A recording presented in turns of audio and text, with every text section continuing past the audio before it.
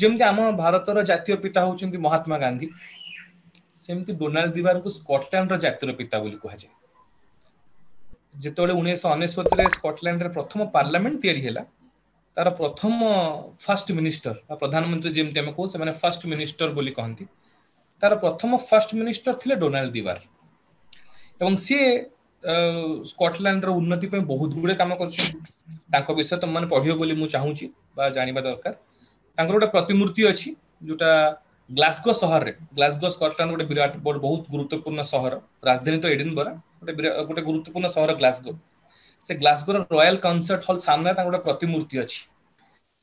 ଏବଂ ତାଙ୍କର ଯୋଉ ପ୍ରଥମ ରେଳ ଚାଲିଥିଲା ସ୍କଟ ରେଳ ବା 334 ନମ୍ବର ରେଳ ଯୋଉ ତିଆରି କଲା କ୍ଲାସ 334 ଟ୍ରେନ, ତାଙ୍କର ସବୁଠୁ ଉନ୍ନତ ଧରଣର ରେଳ ସର୍ଭିସ ଯୋଉଟା, ତାକୁ ସେମାନେ ଡୋନାଲ୍ଡ ଦିବାରଙ୍କ ନାଁରେ ନାମିତ କରିଛନ୍ତି ସ୍କଟଲ୍ୟାଣ୍ଡ ମାନେ। ଏବଂ ତାଙ୍କ ନାଁରେ ଗୋଟେ ଆର୍ଟସ ଆୱାର୍ଡ ବି ଦିଆଯାଏ, ଯେହେତୁ ସ୍କଟଲ୍ୟାଣ୍ଡ ଗୋଟେ ବହୁତ କଳାପ୍ରେମୀ ଦେଶ। ଏବଂ ଏଥିପାଇଁ ମୁଁ ଲେଖିଛି ଏ ବିଷୟରେ, ଆର୍ଟସ ଆୱାର୍ଡ ବିଷୟରେ, କି ଏଟା କେବଳ ଯୁବ କଳାକାର ମାନଙ୍କୁ ଦିଆଯାଏ, ଯୋଉମାନଙ୍କ ବୟସ 30-35 ବର୍ଷରୁ କମ।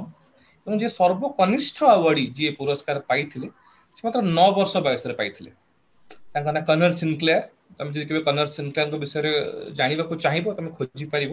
ସେ ଜଣେ ପ୍ରସିଦ୍ଧ ପାଇପର ପ୍ଲେୟାର।